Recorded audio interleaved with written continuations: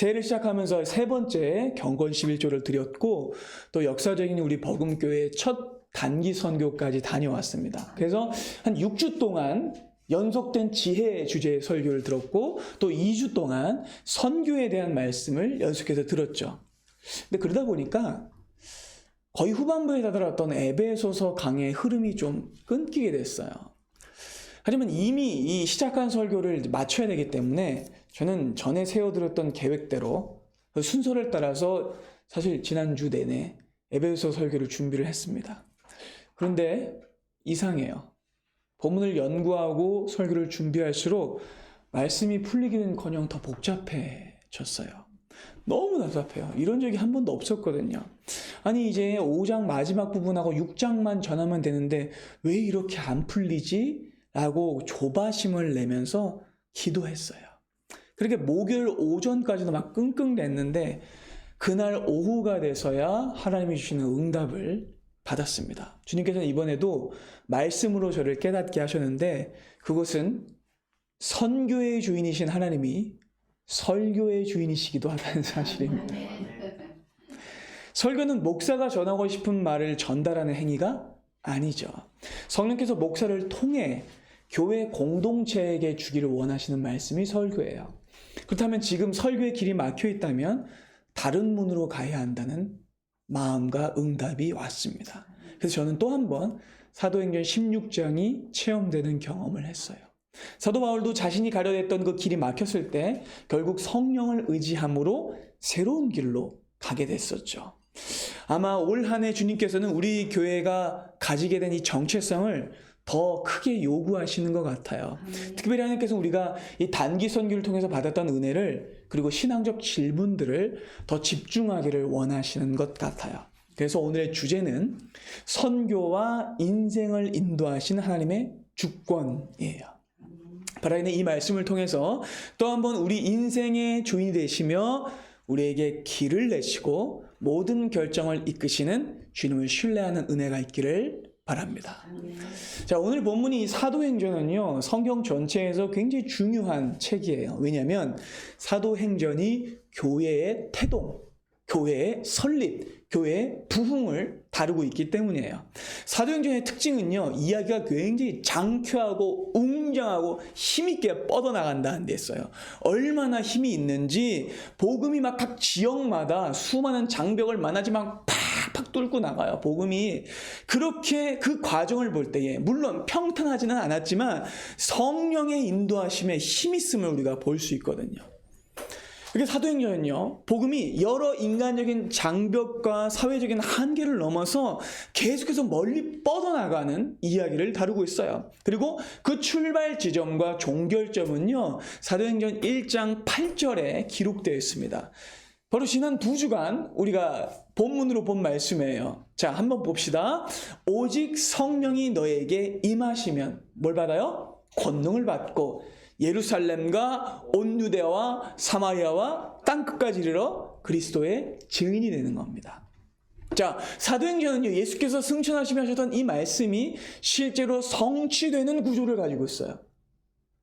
그렇기 때문에 이야기는 이렇게 진행되는 거예요. 먼저 성령의 능력으로 우리가 채워지면 제자들이 그 능력을 가지고 나갑니다. 자기의 능력이 아니에요. 성령의 능력으로 나가서 어디로 갑니까?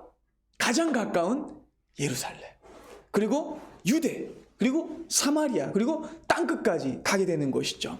그래서 목적지가 저 땅끝까지 있는 거예요. 이렇게 성령께서 주신 그 능력을 따라 예수 그리스도의 말씀대로 가게 되는 것이 사도행전 전체의 줄거리예요. 그래서 정말로 오순절날 예루살렘이 정복되죠. 복음으로. 그리고 더 나아갈수록 온 유대의 장벽이 무너집니다. 그리고 사마리아 장벽이 무너지게 되는 역사가 일어났죠. 그렇게 사도들은요, 파죽지세로 복음의 그 능력을 가지고 성령을 따라갔어요. 그래서 사도행전 9장 32절도 이렇게 사도들의 사역을 설명하고 있는 겁니다. 함께 볼까요? 그때 베드로가 사방으로 두루 다니다가 루다에 사는 성도들에게 내려갔다. 어디로 두루 다녔다가요? 사방으로 두루 다녔다가. 자, 지도 하나를 봅시다. 자, 이 사도 베드로가 전도 여행을 다녔어요. 예. 바울보다 먼저. 그래서 보시면 1차 전도 여행이 이제 예루살렘에서 사마리아로 갔다가 또 내려오고, 그리고 루다와 욥바로 갔다가 나중에 가이사랴까지 올라가게 되는 굉장히 폭넓은 여정을 가지고 있어요. 자, 이 구절을 보면 정말로 사도들이 예수님을 본받아서 정말 방방곡곡으로 다니고 있구나라는 걸 깨닫게 돼요. 그래서 정말로 제자들은요, 예수님이 하셨던 사역 그대로 복음을 가르치고, 그리고 하나님의 말씀을 전파하고 사람들을 고치는 사역을 감당하죠. 그리고 주목할 점은요, 사도들이 당장 어떤 활동만 예수님을 닮아간 게 아니라 구체적으로 사람들을 모두 만났다는 것에서도 예수님을 닮았다는 것이 증명돼요. 그러니까 여러분, 사도들은요, 사람들을 차별하지 않고 다 만났어요. 이름 있거나 돈이 많거나 세상적으로 성공한 사람들만 만나지 않았어요. 그들은 상처받은 사람들을 만났고, 외면당했던 사람들을 만났고, 1인 가구를 만났으며, 사회적으로 낮은 지위에 있는 사람들, 모든 사람들에게 편견과 차별을 받는 사람들에게도 가서 그들에게 복음을 전했어요. 그리고 그 사실이 우리에게 뭉클한 감동을 줘요. 오늘의 본문인 9장 43절을 보면 베드로가 어디에 있다고 말하고 있냐면 욥바에 있었는데, 시몬이라고 하는, 원래 본명이 비슷해요. 그렇죠? 시몬이라고 하는 무두장의 집에서 머물렀다. 근데 여러분, 이 구절을 별로 심드렁하게 읽으셨죠? 거기 있었나 보다. 뭐 잠깐 얹혀 지냈나 보지. 여간방인가? 되게 지내면서 돈은 좀 줬나? 뭐 이런 생각을 할 수 있을 텐데, 여러분 사실요, 이 구절은요, 당시 이스라엘 사람들과 그 주변에 있었던 그리스엘라 사람들이 들으면 깜짝 놀랄 일이에요. 왜냐하면 이 무두장이들은요, 유대인들에게 가장 무시받는 사람들이었기 때문이에요. 게다가 피해야만 하는 장소였어요. 자, 여러분, 욥바라는 지명을 어딘가 보셨을 텐데, 바로 욥바는 요나가 니느웨로 가지 않고 다시스로 토끼려고 할 때 배를 탔던 곳이 욥바예요. 옛날에는 잘 나가는 항구였는데 이때는 완전 쇠락해서 파리만 날라는 동네였어요. 근데 그랬기 때문에 바로 무두장이가 여기 살았던 거예요. 왜냐하면 무두장이는요, 사람들이 사는 곳에서는 살 수가 없어요. 이런 무두장이가 뭐 하는 사람입니까? 그렇죠. 가죽을 가공하고 세공하는 사람들이죠. 그래서 사람들은요, 무두장을 피했는데, 왜냐하면 무두장의 집에는요, 수백 수천 마리의 도축당한 짐승 껍데기가 실려옵니다. 그리고 언제나 그곳은 짐승 피와 배설물과 덜 잘려나간 장기, 핏덩어리, 가죽이 가득합니다. 그러다 보니까 또 뭐가 꼬일까요? 어마어마한 벌레들이 꼬여요. 엄청난 악취가 나는데, 그래서 무두장이들은요, 그 악취를 제거하기 위해서 더 많은 소독제를 썼어요. 아주 독한 것들. 그래서 그때도 소독제가 있긴 있었으니까. 근데 그러다 보니까 무두장이들도 수명이 짧았고 기관지나 이런 것이 다 안 좋았던 거죠. 그리고 그 약품을 넣고 맨날 발로 밟으면서 가죽을 막 치고 빨고 막 그렇게 해서 제조하는 거예요. 근데 이 일은요, 일반적인 사람들이 하지 않는 사람 일이에요. 제일 버림받은 사람들이 하는 일이에요. 그리고 기록에 의하면 그 냄새는 정말 상상을 초월할 정도였다고 해요. 수십 킬로 밖에서도 그 냄새가 났다고 할 정도니까. 근데 그래서 무두장이는 절대로 내륙이나 마을 한복판에서 살 수가 없었어요. 그리고 그 사람의 몸에는 항상 악취가 배어 있었습니다. 그래서 사람들은 무두장이를 피했고 절대로 사귀지 않았어요. 그런데 그렇게 사람들이 꺼려하는 장소에 절대로 접근하지 않는 사람에게 누가 간 거예요? 베드로가 간 거예요. 놀라운 사실입니다. 그리고 베드로는 그곳에 기꺼이 머물며 그곳에 복음을 전하고 있어요. 그러니까 만약 베드로가 오지 않았다면 욥바에 무리지어 사는 무두장이들의 이 모임이 예수를 몰랐을 거라는 거죠. 온갖 악취와 벌레가 가득해 후각이 마비되어 버리는 그 장소에서도 베드로는 불평과 원망 없이 복음을 전하기 위해 그 자리에 갔던 것이죠. 예수님을 닮은 모습이에요. 근데 여러분, 진짜 중요한 포인트는요, 아직 얘기하지 않았어요. 우리는 그냥 냄새나니까, 더러우니까, 혐오시설이니까 이렇게 생각할 수 있는데, 이 장면을 볼 때 우리가 유대의 문화와 관습을 생각해야 돼요. 왜냐하면 여기에는 더 큰 의미가 있기 때문에요. 왜냐하면 무두장이는요, 유대인들이 반드시 피해야 하는 사람들입니다. 왜냐하면 그들이 뭘 만지기 때문일까요? 피와 시체를 만지기 때문입니다. 유대 율법에 의하면 피와 시체와 접촉한 사람을 접촉만 해도 부정해지죠. 그렇게 되죠. 그래서 그들은요, 절대로 정결법을 지켜야 하기 때문에 시체를 만지려 하지도 않았고, 무두장이하고는 아예 교류를 안 했어요. 아예 말도 섞지 않았어요. 여러분, 선한 사마리아인의 이야기 아시죠? 그때 여리고로 내려가다가 강도 당해서 완전히 피투성이가 된 사람이 쓰러져 있을 때 처음에 누가 지나갔어요?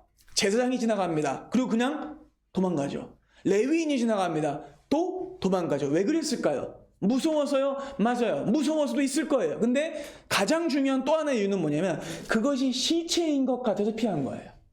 시체면 그걸 만지면 제사장들은 제사장 임무를 못 하거든요. 그래서 그들은요, 그 율법에 따라 그것을 피하려고 했던 거죠. 그러니까 유대인들은 절대로 무두장애와 교제하지 않아요. 그러니까 어느 정도냐면, 만약 한 여성이 결혼을 하려고 하는데 남자가 무두장인 걸 모르고 결혼을 했어요. 근데 결혼을 한 후에 그 사람이 무두장인 게 밝혀지면 여자가 일방적으로 이혼을 할 수 있었던 그런 시대였습니다. 여성이 먼저 이혼을 할 수 있는 경우는 이런 경우 말고는 없었어요. 그러니까 쉽게 말해서 이들은요, 불가촉 천민 같았던 거예요. 그렇게 무두장애는요, 세리, 창녀와 함께 유대인들이 가장 꺼리는 직종의 사람이었어요. 그런데 그렇게 무시받고 왕따당하던 무두장이 시몬의 집에 베드로가 가 있는 거죠. 교회의 대표라고 사람들에게 불려지고 있는 그 사람이에요. 그러니까 베드로는요, 사람들의 인식과 차별과 율법 시대의 제한을 넘어가 버린 거예요. 너무 놀라운 사실이죠. 그렇게 베드로는 예수님 닮은 모습으로 악취나는 곳, 가장 낮은 곳, 냄새나고 부정하고 취약한 자리까지 내려가서 차별 없는 복음을 전하고 있어요. 너무나 감동적인 장면이에요. 그러니까 쉽게 말해 이 장면은 베드로가 이제 유대의 땅끝까지 갔다라는 뜻이에요. 이해가 되세요? 완전히 점령되지 않은 곳까지 간 거예요. 가장 낮은 자리까지 간 거예요. 하지만 그렇다고 해서 그가 모든 장벽을 다 넘어선 건 아니었습니다. 왜냐하면 그가 넘어서고 다다른 곳은 유대인의 장벽과 동족의 장벽이지 그 이상의 장벽은 아니었기 때문이죠. 물론 베드로는 혼혈 민족인 사마리아 사람들에게도 갔고 유대인 중 가장 무시받고 천하게 여겨지는 무두장의 집에도 갔어요. 그러나 그것은 유대와 사마리아의 영역이었지 이방인의 장벽까지는 아직 못 간 거예요. 국경의 문턱에 아직 머물러 있었던 거죠. 여러분, 그렇다면 베드로는 스스로 이 장벽을 깰 수 있을까요? 그는 깰 수 없었습니다. 그럼 결국 누가 인도하셔야 할까요? 성령님이 인도하셔야 됩니다. 그래서 이번에도 친히 복음의 문을 여시고 선교사들이 가야 할 곳을 직접 정하시는 성령께서 등장하시는 거예요. 그게 바로 9장과 10장에 연속되어 있는 고넬료 회심 사건이에요. 그래서 여러분, 이 연결이 기가 막힌 거예요. 그러니까 본문이 고넬료 회심 사건의 직전에 왜 베드로가 요빠에 내려가 있었는가를 생각해 본다면 와, 절묘한 구성인 거예요. 정말 끝까지 다 다른 거예요. 이제 선교의 이막이 열린다는 것을 성경은 암시하고 있는 거죠. 그래서 이것은 단순한 해프닝으로 끝나는 것이 아니라 이제 땅끝까지 가는 선교가 시작됐다라는 뜻이고, 그렇기 때문에 9장의 사도 바울이 회심하는 사건이 등장하는 거예요.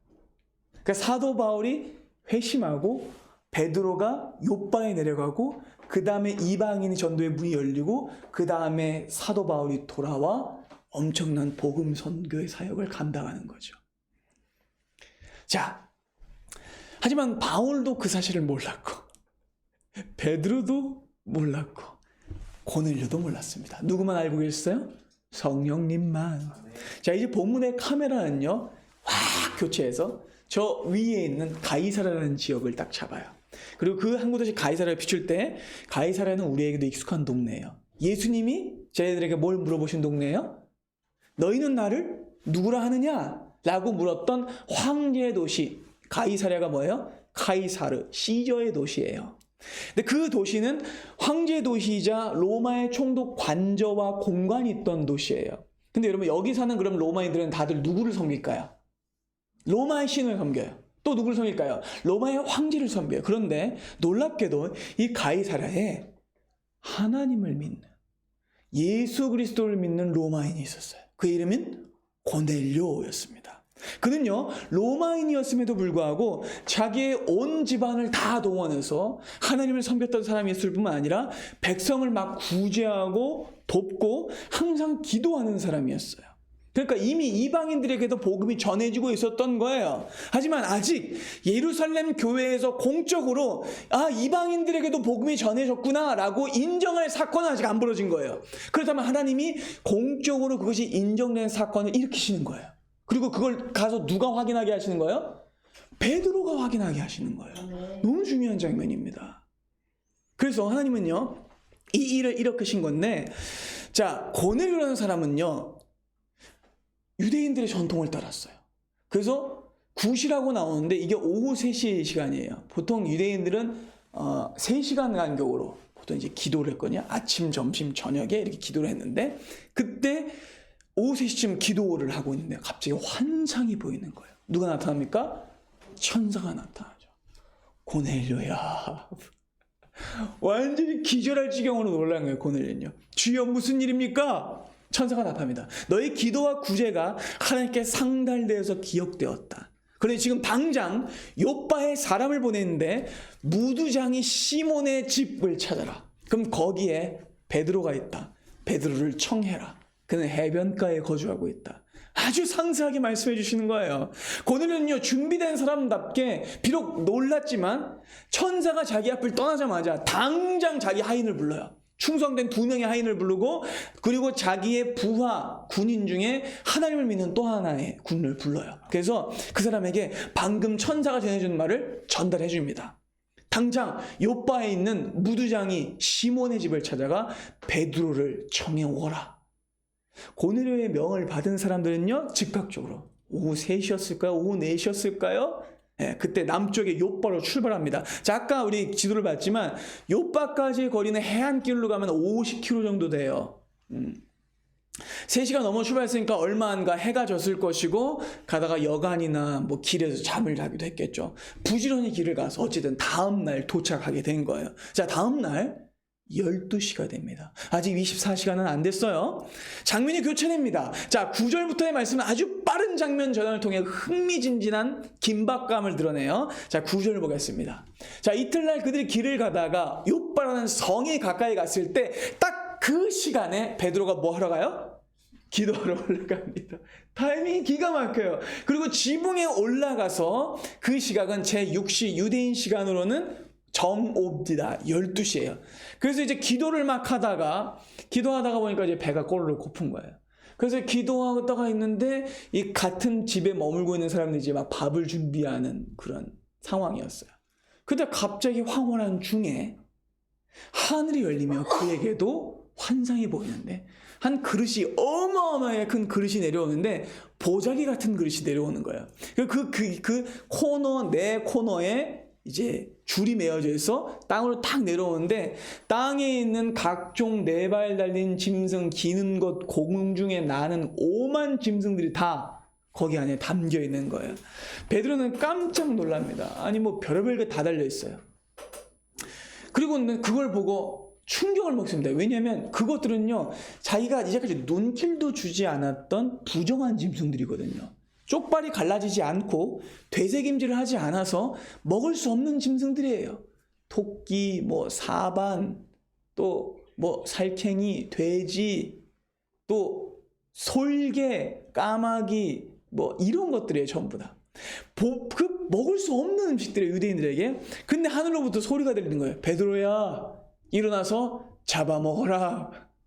우리 같았으면 산채로 뜯어먹겠지만 절대로 그런 일이 자기에게 일어나지 않을 거라고 믿었던 베드로는 깜짝 놀라서 완전히 멍하니 있었어요. 그렇다면 여러분, 하나님은 왜 이런 환상을 보여주신 걸까요? 그 이유는 그 짐승들은요, 이방인들이 먹는 음식을 뜻하는 거예요. 그러니까 여러분, 기본적으로 짐승은 이스라엘 백성들에게 어떤 의미가 있었냐면 이방인들과 교제를 하지 않는 이유는 유대인들이 먹지 않는 음식을 그들이 먹기 때문에 교제를 안 하는 거예요. 그러니까 만약에 이방인들이 먹는 음식을 유대인들이 먹게 된다? 그럼 그들과 어떻게 되는 거예요? 똑같아지는 거예요. 교제하는 게 된 거예요. 그렇기 때문에 하나님께서 이 환상을 보여주신 이유는 이제 그리스도 안에서 자기 십자가를 통해 예수께서 모든 사람들을 하나로 묶으셨으니 어마어마한 구원의 보자기로 묶어서 그들을 하나 되게 하셨으니 더 이상 율법에 매일 것 없이 이방인들과 교제하라는 환상이었던 거죠. 이제부터는 사마리아나 유대에 머물러 있는 것이 아니라 땅끝으로, 가이사랴를 시작으로 땅끝으로 가야 한다라는 뜻을 보여주신 거죠. 하지만 베드로는 아직까지 편견과 차별 속에 남아 있었어요. 그래서 그는요, 물론 여러분 생각해보면 베드로는요, 지금 엄청난 벽을 넘어간 사람이에요. 그는 지금 어디까지 갔어요? 무두장의 집까지 갔어요. 그래서 그는요, 정말로 세상 사람으로서는 하지 않는, 유대인으로서 하지 않는 가장 부정하다고 생각하는 사람의 집에 가서 그들과 교제하고 그들에게 복음을 전했어요. 그래서 그는 굉장히 뛰어난 복음의 극복과 차별을 이겨낸 사람입니다. 그런데 여전히 그가 넘어지 못하고 있는 벽이 있었지. 그것은 바로 이방인 교제의 벽이었어요.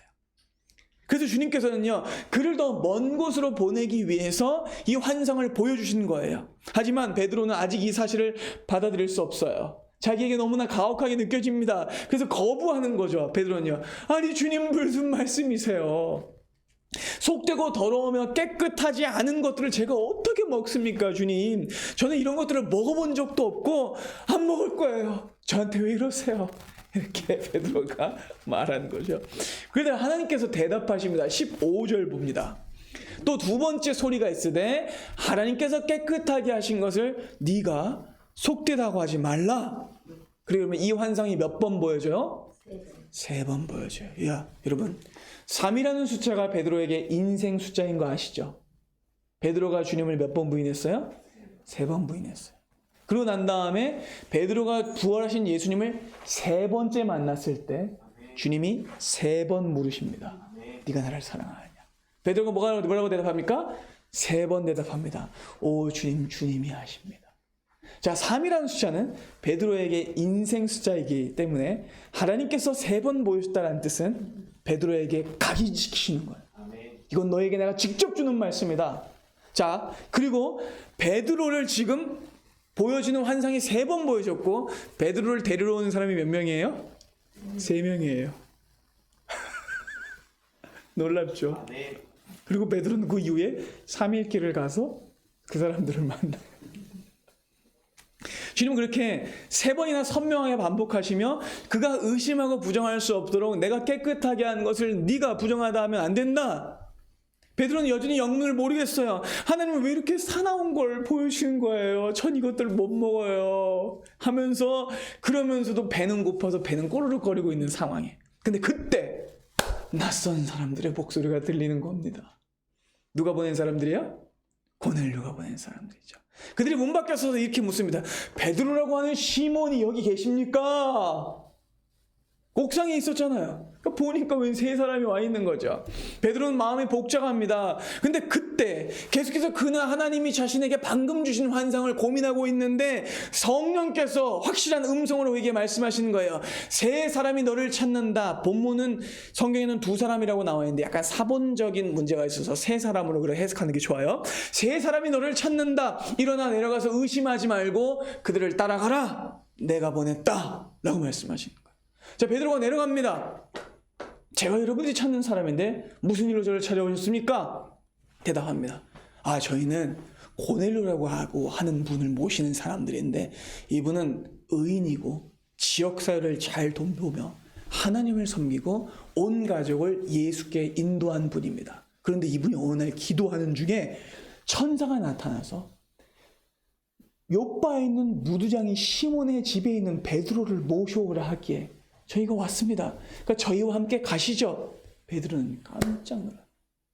이거는 누가 봐도 하나님이 하신 일이에요. 당장에 집에 들어와 묵게 하죠.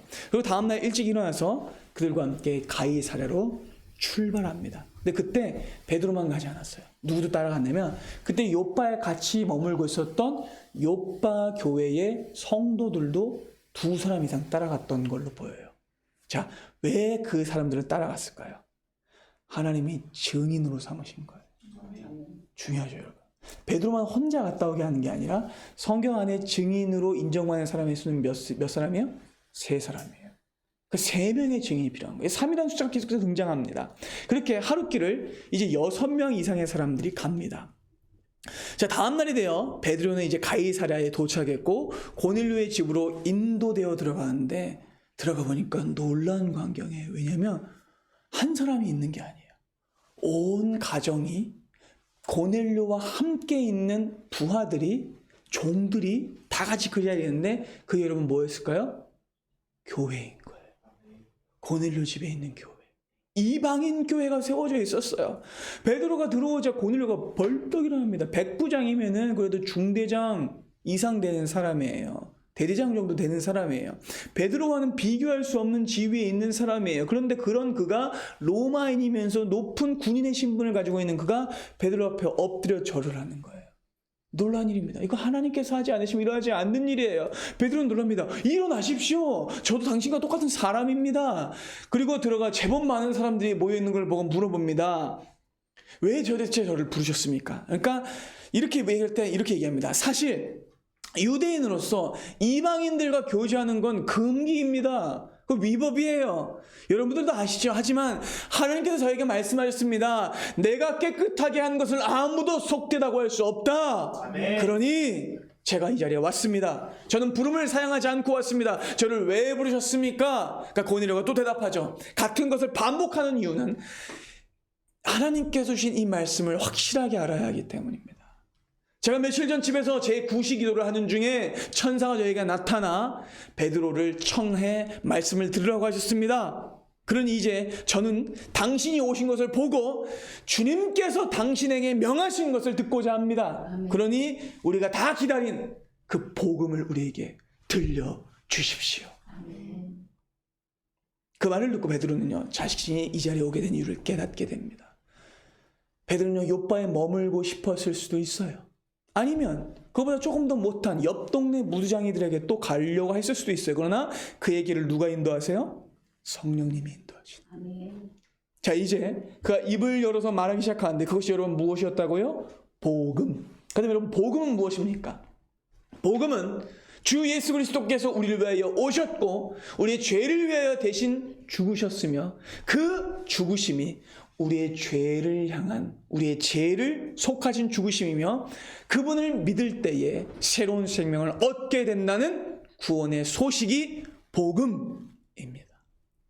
그래서 베드로는요, 예수가 누구신지를 이제 설명하기 시작해요. 그 자리에 있는 사람들에게 그들이 들었던 것이지만 증인으로서, 깨달으십니까 여러분? 베드로는요, 증인이에요. 성령의 권능을 받아 온 예루살렘과 유대와 사마리아와 가이사랴까지 가야 될 여호와 하나님의 증인인 거예요.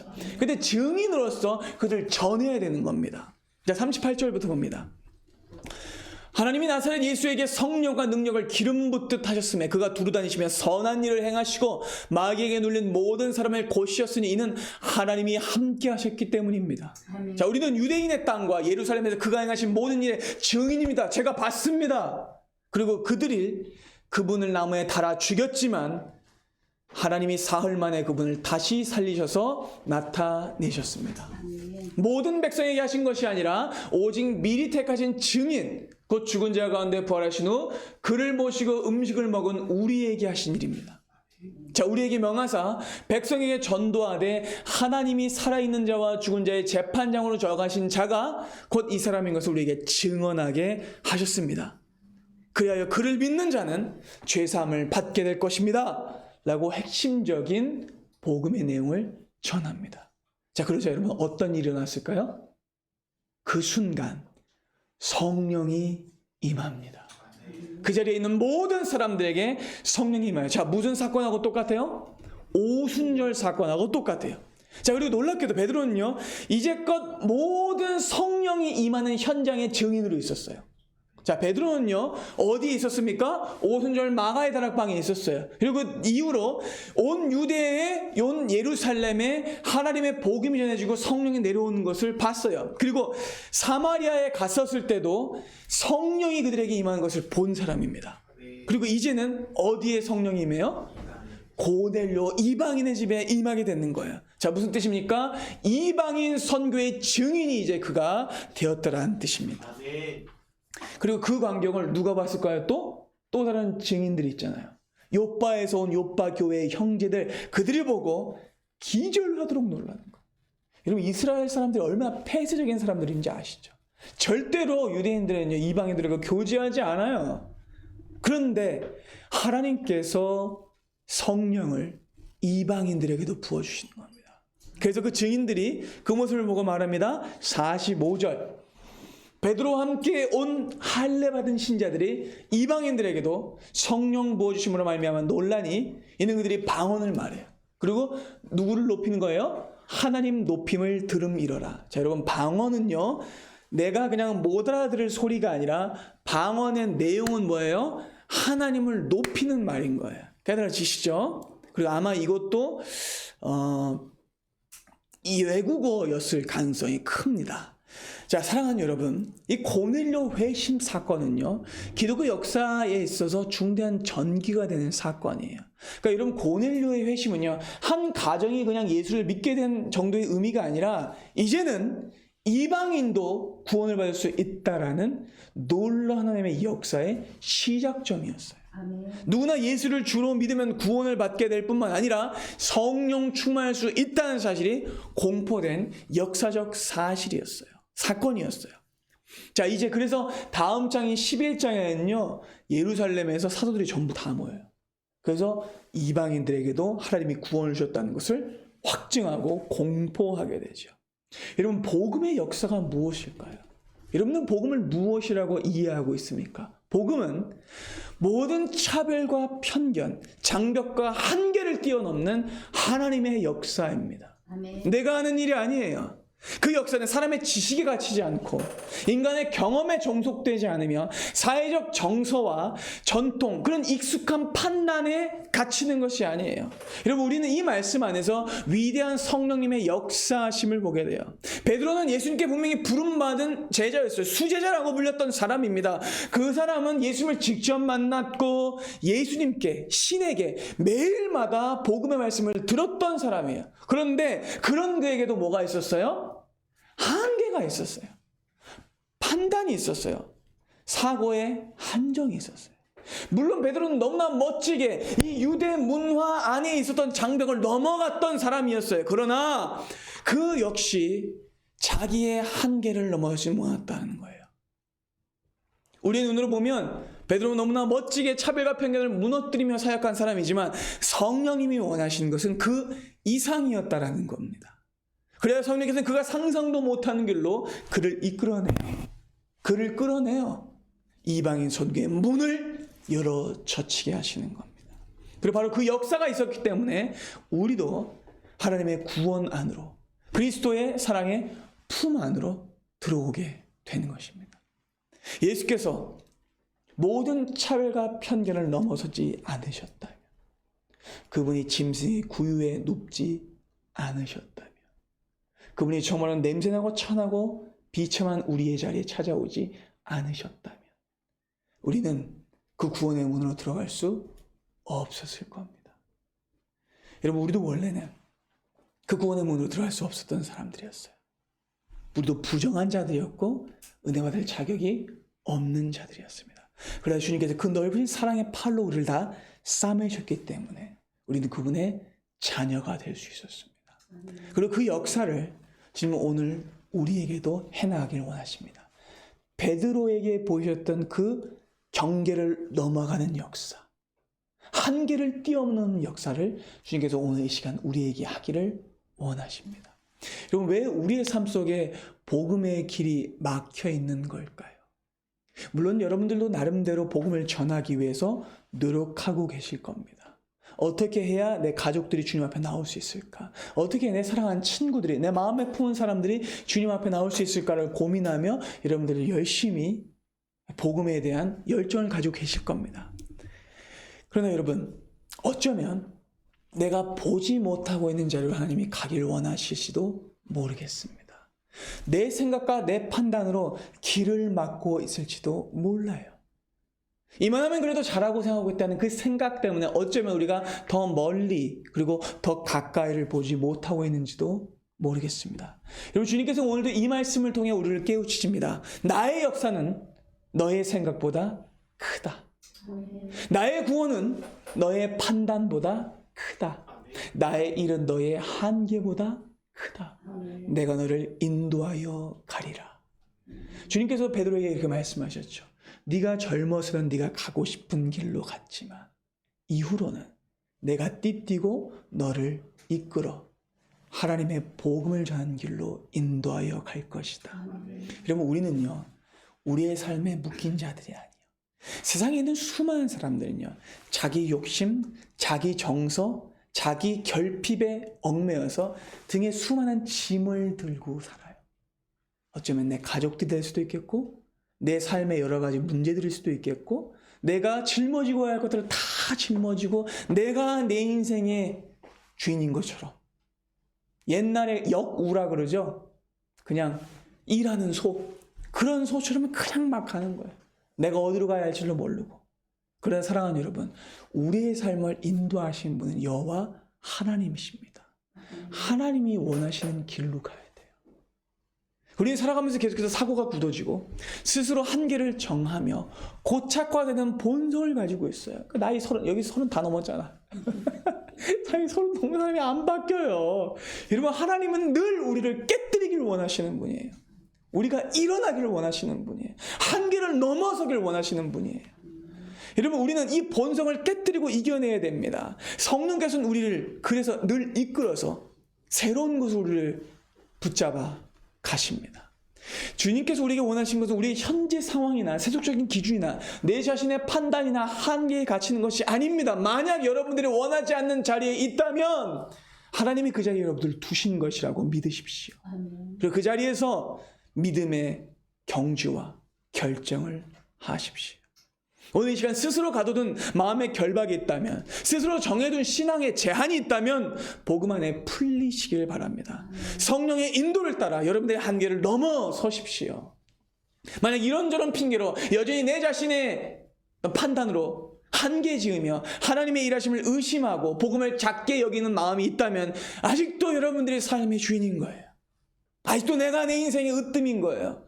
그래서 우리는 하나님 앞에 버금입니다. 주님이 인도하시는 길로 가야 돼요. 예수님은 어떤 순간에도 자신의 길로 가지 않으셨어요. 하나님이 인도하시는 길로 성령을 따라가셨습니다. 여러분의 삶의 주인은 하나님이시며 그 인생을 주신 분은 예수 그리스도이십니다. 여러분의 삶을 인도하시는 분은 성령님이십니다. 그러니 여러분의 생각과 판단을 따르지 마시고 성령이 이끄는 삶을 살아가십시오. 바라긴 새롭게 시작되는 이 한 주, 내 안의 판단과 차별과 편견을 뛰어넘어 성령이 이끌어 가시는 곳에 가 선교적 사명을 감당하는 은혜가 우리 모두에게 있기를 바랍니다. 기도하겠습니다.